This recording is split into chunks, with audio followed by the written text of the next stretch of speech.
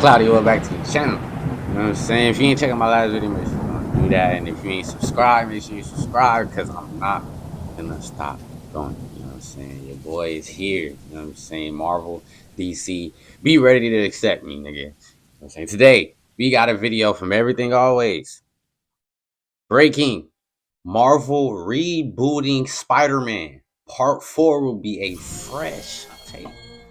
What's going on, guys? This is Welcome crazy, to bro. Everything Always. It My seemed name's like they Michael doing a lot Roman, of aka they All Fires. You know, delaying we went almost a movies, month without doing a Spider-Man 4 video changing here at the channel, and as it turns out, we're recasting, doing them on adding, back-to-back days. Now, if you missed They our got a video lot from going yesterday, on. we played catch-up over the last 2 weeks to fill in all the blanks of the breaking rumors. If you want, we'll And I link don't know that how to video feel at about the it. end of this. But no sooner had we posted that Because video now we gotta that we wait a got little longer another for huge some- breaking story. And if true, has real consequences for the Peter Parker character. We're going to break down this latest report that under Destin Daniel Cretton, we're going to get a soft reboot of sorts for what's going on with Peter Parker and how he looks and feels in the MCU. But first, if you could grab the subscribe button, we do daily Marvel content at the channel. That's all we do. If you're into that kind of thing, hit the sub button, leave a comment down below. That will automatically enter you for our ongoing PS5 giveaway. In fact, we just announced a brand new winner in yesterday's video, so make sure to check that. We have another one coming up for the finale of Daredevil that's just over a month away. Again, all you got to do is be a sub, leave a comment if you want. Stick around to the end of the video. We get into all the giveaway stuff again there. Okay, so the genesis point for this recent story and headline is over in an editorial called Max Blizz, but they reference some industry insider updates during this article from none other than Daniel RPK. It's under the headline, Tom Holland's Spider-Man 4 to introduce a fresh take and new supporting cast under Destin Daniel Cretton's direction, where they go on to report on the following details. Did he say supporting cast? Okay, it's under the headline, Tom Holland's Spider-Man 4 to introduce a fresh take and new supporting cast under Destin Daniel Cretton's direction, where they go on to report on the following details. Quote, Tom Holland's Spider-Man 4 will introduce a new friend for Peter Parker, which means Jacob Batalon's Ned Leeds will not be returning in the upcoming... A new friend? Would it be... Okay, this could either be Harry or this could be Gwen. You know what I'm saying? I'm pretty sure Gwen is going to be in it. So what if they're not considering her this new character? You know what I'm saying? I'm thinking this is going to be Harry, bro. Because at some point, Tom Holland's Peter Parker got to run into Venom. You know what I'm saying? He got to get the symbiote suit at some point. And I believe Harry was a part of his story. You know what I'm saying?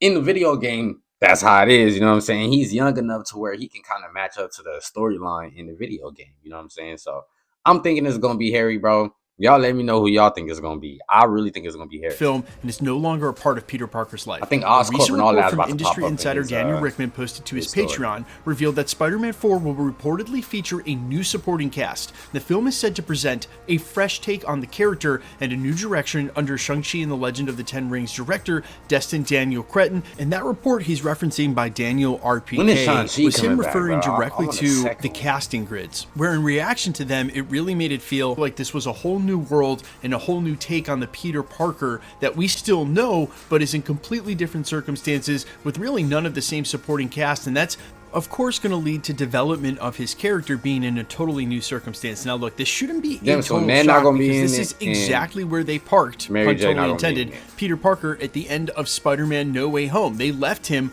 without any of his previous connections. He was by himself. Whole new fresh start. A lot of us assumed that would lead into a grounded level story, mostly because he doesn't have a connection to any of the Avengers or the benefactor specifically in Tony Stark, but this is where they wanted Peter Parker at the end of the last movie. Why? Well, because it was the end of the trilogy, and even a little bit of foresight might have seen that they weren't going to have John Watts back to direct the 4th installment. He was already at that point signed on for the Fantastic Four, and that with a new director and a new trilogy, they might want to have a fresh start on the character. What better way to do that than to erase all the connections to previous storylines? That frees you up to introduce anybody new in a way that's close to Peter Parker. Hey, this is where Miles Morales can come in. This is where Harry can come in. This is where this actually might be the greatest move Marvel make. This is why we love Marvel. You know what I'm saying? Bro, this might be the greatest thing Marvel did, bro. But if Sony is talking about they want to keep Miles Morales, if y'all ain't checked that video, I'll go check it out. It's like 2-3 videos ago. Go check it out. You know what I'm saying? If Sony really is trying to keep the rights to Miles Morales, I wonder how they gonna bring Miles Morales in. Unless they plan on making their own Miles Morales, if they can do that. I don't know if they can or not. You know what I'm saying? But I'm hoping they can, bro, because Miles can't come in. But if he can right now, they can just bring in Harry. Harry is a good start. And then Miles Morales to come in later because Harry does come in first before Miles. I'm trying to remember how the video game was. I believe he came first, though. And then Miles is part of that story And as now well. You know what without I'm Aunt saying? May, without MJ, and But frees MJ them up gonna from be having to gone, so they're answer gonna the have to lingering change that up questions somehow. from the previous film. Now, I have thought, since we've gotten all of these reports, it would be just a little weird if he immediately had a new love interest, as some of these rumors have indicated, when he was the one who chose to end the relationship effectively with MJ by erasing her memory of him. I feel like this version of Peter Parker they've shown us would want to, at all costs, rekindle that. So to me, it would be a little odd if he has a new love interest in this next film. But on that same argument, it is a brand new trilogy, and it would actually seem natural that they would move on to a new love interest. You know, James Bond did it in every film, and MJ was present for the entirety of the first trilogy. Plus, there are a ton of love interests for Peter Parker in the comic books we haven't even begun to explore yet. And so, yeah, they're having a new love interest in a brand new villain, so it makes sense, a brand new take on the character. All of that tracks for a reinvention of the franchise that's now moving on to its fourth film and its second trilogy. Now, one of the things I don't think we've talked enough about here at the channel, even when we've covered this topic in the last 6 months, because if you guys remember, and at the end of last year, we were hearing a ton of rumors about this rift between Sony and Marvel, where one of them wanted to make it a street-level grounded story, the other wanted it to be bigger and better. See, that's the problem, bro. It's multiversal, and even have Andrew and Toby return. And I think that's the point where the cautionary tale might start to kick in here, where they really need to see this film for what it is. It is the kickoff of a new trilogy, and even though it may be a fresh take on Spider-Man, it does not have to in any way live up to the conclusion of the first trilogy. Spider-Man No Way Home was meant to cap that at a time when the multiverse was being introduced and explored very early on in the multiverse saga. That's not what this movie needs to be at all, and I feel like they'll only run into problems if they try to quote-unquote one-up themselves by doing that. It can still be a really strong and amazing film in the Spider-Man canon. I wonder how they're going to bring all the Spider-Mans from his rogues back gallery, and even a grounded story at that, without exploring the multiverse and being. That's probably, bro. This might be the reason why they doing it, starting a whole new. You know what I'm saying? So they can bring Toby and Andrew Garfield's Spider-Man into his story a lot easier, because it'll be less connections. You know what I'm saying? To where they gotta feel like they gotta tie up loose ends in the movie. You know what I'm saying? Because that do be a problem in a lot of scripts. I'm starting to realize that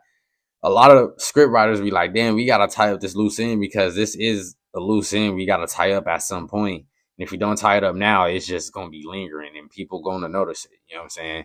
And I understand that. So that's why I'm saying this actually might be a good thing for Marvel. I just really think Sony just should let them have the rights to Spider-Man, bro, and just figure out a way to where they can break bread with each other. You know what I'm saying? But let Marvel take care of it, bro. Marvel will handle it a lot better, especially in this day and age. They'll handle it a lot better. Good movie. It doesn't have to one up Spider-Man No Way Home. I firmly believe so. I just feel like from Sony's point of view, the number of mistakes they've made with their Spider-Verse properties, it's hard to give them the benefit of the doubt for seeing the right way forward. And now that they're sort of getting in and tinkering with the Spider-Man franchise with a brand new director, and a moment in time when the multiverse saga will actually be peaking, it just basically scares me that they may make some of the wrong decisions chasing something they shouldn't be chasing in the first place.